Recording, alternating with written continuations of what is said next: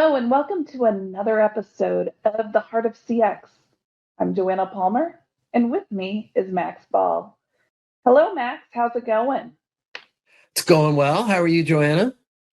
I am doing well. Always a highlight to see you during the Yes, week. here, here. The best part of the week is just starting right now. That's right. That's right. So here's what I'd like to talk about today. Tell me what you think. You a little while ago shared an article about voice bots, distinct from or an adjunct to chat bots. And, we're all so primed for all of this with Alexa and Siri and Google and all of that. What if we spend a little time on where we think all of that is going and what that could look like a couple of years from now or whenever? Yeah, I think that's a great idea. For these conversations, Max, I feel like we need like a different generation on these podcasts as well, like a younger, hip millennial, um, Gen You Z. know, I should have brought my kid because That's one of our that's kids, right. yeah, one of our kids, they run their house with Alexa. They're turning the temperatures up and down. They turn lights on. They can change the color of the lights. Their 3-year-old finally learned how to say Alexa clearly enough that she can now get it to play Baby Shark or whatever it is that she wants. Oh my, Um, that is and awesome. and so I've been watching them, and they really build their world around it, but it's nothing crazy. They're turning lights on and off, and cool. He's really technical, so they've got these really cool LEDs that change colors and stuff. They're playing music. They run their grocery list from it. They do reminders and stuff, but it's not. There's nothing that. I mean, I guess it's different that I don't have to get up and walk across the room to turn a light on and off, but not really. It's nothing there that's changing their life, but they sure live it. And I think it's just going to keep growing and expanding. What do you know any So this power users of conversation, a voice bot? yeah, so this conversation's already cracking me up, Max. And what I'm going back and thinking about is when I was a kid.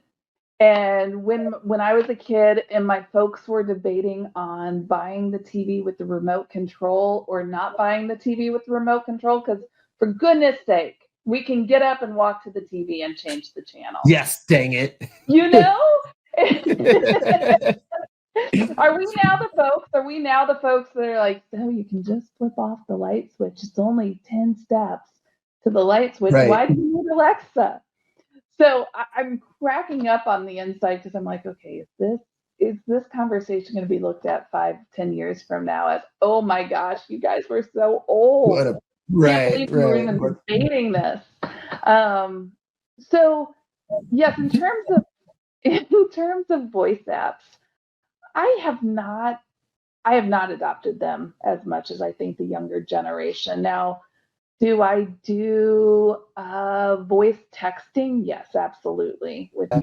But even thinking about grocery lists and just overall adoption, my family runs off of a grocery list that's a group text, and Now there you go. thinking about would it be just as easy to do it on some voice app? Yeah, absolutely. But then I'm thinking we're all on the go too. We're all on the go where we could be somewhere else where we run out of something and need to add it to the grocery list and Alexa's not standing in that room Yeah, or but you so. no, you can put it on your phone. She will be with you everywhere. She Oh, absolutely will be with you perfect. everywhere. Yeah. Perfect. Yeah, and she can play it back to you or put it on your phone when you're in the store. Excellent. So So, so that's good to know. That's well, really good to know. So going back to our conversation from last week on app proliferation. So do you feel like Alexa's got the value add that, let's say, Siri doesn't? I mean, Siri is that built-in voice assistant for Apple. I'm assuming you're an Apple guy, Max. Well, yeah, I am and I'm not. Well, and what's telling in that statement is Amazon wants you to be all Amazon. Google wants you to be all Google. Apple wants you to be all Google. They do everything they can to make interoperability as minimally acceptable as possible. So that is one big flaw to adoption right now is, who is your bot? Is it Alexa? Is it Google? Is it Siri? And, what do you lose by doing that? And how do you get that back? We have Google, we don't have Amazon. And I've got, multiple things around the house. And 90% of what I use it for is music. I love that I can just talk to the Google Home and listen to something on Spotify. But I have to then manually sync the stereo to the little box if I want to use the good speakers. And if I want to play it in multiple places, the Sonos speakers cannot be played simultaneous to the other things I have. And the non-Sonos stuff, there's some that I can play, and it just, there's all these arcane limitations right now. And those will go away, another couple of years. And I think of it, and I almost am thinking of it like a browser. So, yes. You've got Chrome, you've got Firefox, and while there are preferences, while there are leaders in the space, the others aren't going away.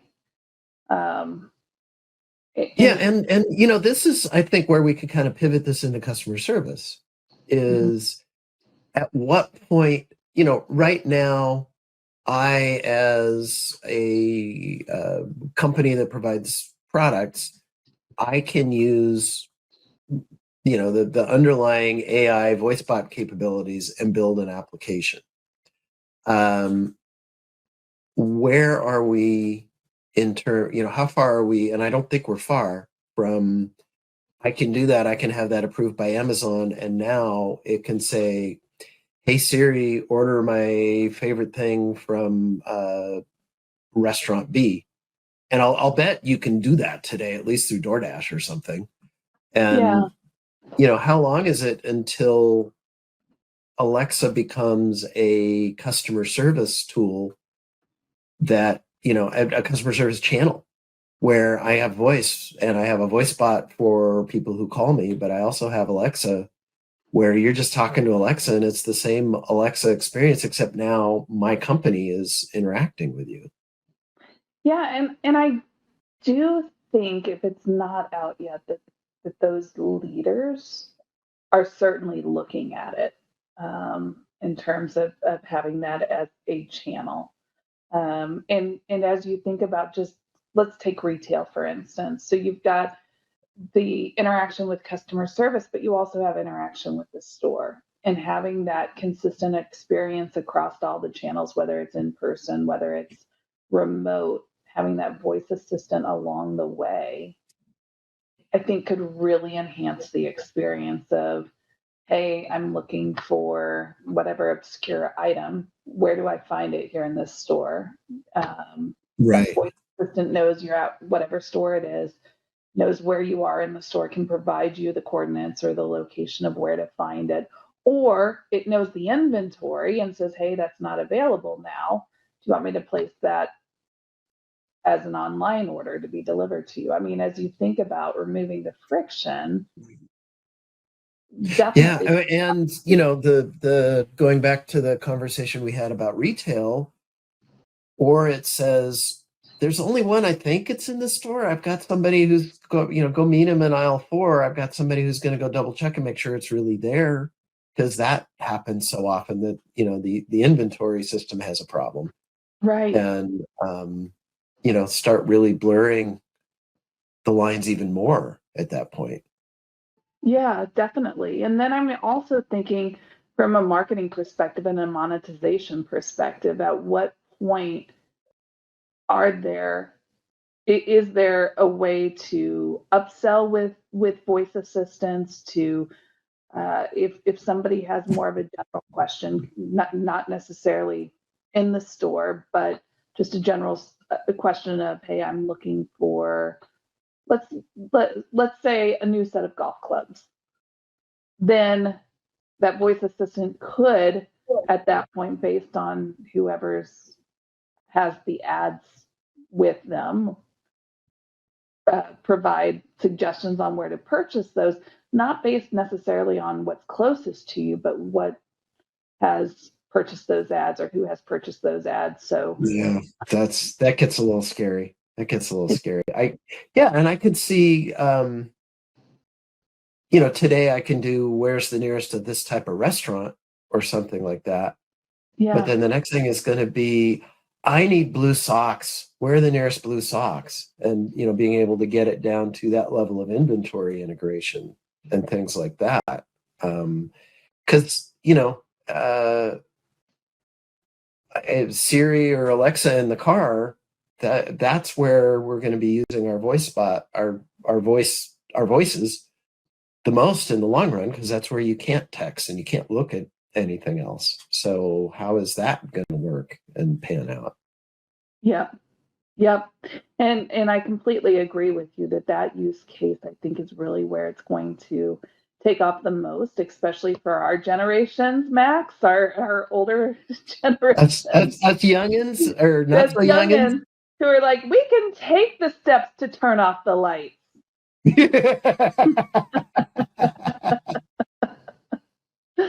So any last thoughts on this, Max, in terms of customer I service? think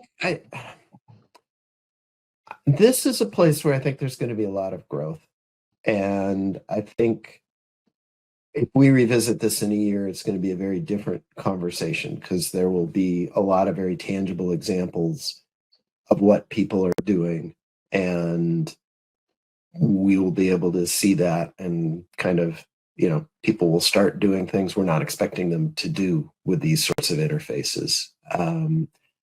I do think it will be very interesting to understand how much I am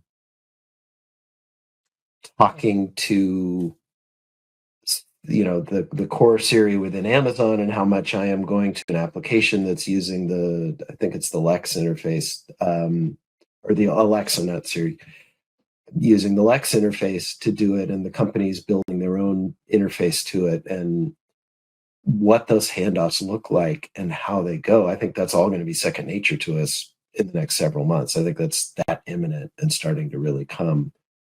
And I think we're going to start seeing some really cool use cases that, at least a couple old parts like you and I don't understand yet, that are going to be really interesting and really powerful. Yeah, for sure. I'm really interested in continuing this conversation. I agree. I think that it's definitely an emerging channel, and what I'm interested in is understanding what that channel mix is going to look like in terms of Yes. what does this look like and how does this rank compared to chatbots? What's going to prevail? Is there going to be one that prevails, or are they going to work in harmony together and coexist? Yeah, it's interesting. There's a millennial thing here of millennials don't like to talk. But I don't think it's that they don't like to talk. They don't like to talk to people. Like I mentioned, our kid, they're milking this thing for all it's worth, and they're perfectly happy talking to it. I think there's this sense that talking is such an interpersonal commitment or an interruption. And when you're talking to a machine, the same issue isn't there. If it's easier to yell across the room to get the light turned on than to take the 12 steps, or to go into your app on your phone and turn it on and off, then I think there's going to be a lot of cases where this is easier. And I think we're going to learn that it's not that, the younger generations don't like to talk. It's that that interpersonal interaction, unless you're really face to face and into it, is where I don't want to call. I just want to text. I can get it out that way. But I think I'm not going to want to text my machines. I think if I can talk to them instead, that's going to be easier and something I would do. Yeah, and I go back to our conversations about effort, and it's the path of least resistance, path of least amount of effort. And definitely this is something that I have certainly rethought here over the course of even just our conversation here. And as voice has matured over the course of the last several years and the accuracy has increased, I certainly think that the adoption with the younger generation has increased and will continue to increase across all generations. I think that's true. And I think the thing that AI brings to speech reco, because we've been able to do really accurate speech reco apps for 25 years, but at the cost of $1 million. And now the deployment costs are so much less because I can just build a database and it knows how to disambiguate. Oh, I wanted to know the year, make, and model of your car. You said, I have a Toyota. I know now to ask what model and what year. And whereas if you'd said, I have a 2002 Toyota Corolla, it'd say, great, check. And, that used to be a lot of programming. And now that's just part of the engine. Yeah. So Yeah. that's going to change things a lot. And, these guys also have billions of interactions to tune from that make a lot of that easier too. Yeah, definitely. Definitely. And that really is key as well. It's, thinking about when everything was on premise, it was all silos, it was all finite Yes. data sets. And now with moving everything to the cloud and the tuning and the data sets that are available to these voice assistants is just, you start thinking about it and it's just mind boggling. Yeah, absolutely. All right. Well, I think that's a great point to stop on. This was a great conversation. Thanks, Max. Thanks, Joanna. And I agree. It was fun and interesting. And you want to do it again next week? Yeah, let's do it again next week. Sounds All great. right. Until Thanks. then, thanks for joining. Bye. Bye bye.